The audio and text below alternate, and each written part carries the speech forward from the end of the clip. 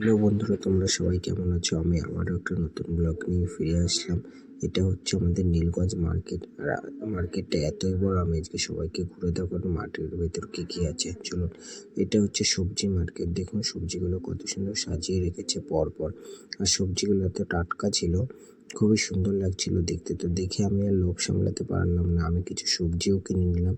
সবজি কিনতে কিনতে পাশে দেখি মাছের মার্কেট, তো মাছের মার্কেটে ঢুকে গেলাম। দেখুন বিভিন্ন রকম মাছও আছে এখানে, বড় ছোট সব রকম মাছ পাওয়া যায়।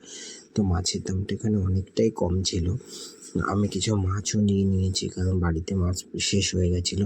মাছ কিনতে কিনতে দেখি পাশে মুরগির দোকান ছিল, কিন্তু মুরগি এই মুহূর্তে নেওয়া যাবে না, কিন্তু এত বড় বড় মুরগি ছিল দেশি। তো দেখে খুব ভালো লাগছিল। এবং কেউ যদি পাখি কিনতে চান তো এখানে চলে আসতে পারে, এখানে পাখিও বিক্রি হয়। পাখি মার্কেটের পাশেই ছিল জামা কাপড়ের মার্কেট, তো জামা কাপড়ের মার্কেটেও ঢুকলাম। ঢুকে বিভিন্ন রকম জামা কাপড় দেখছিলাম। জামা কাপড় দেখতে দেখতে বাইরের দিকে বেরোচ্ছি, তখন দেখি ফলের দোকান। তো এখানে ফলও খুব কমে পাওয়া যায়।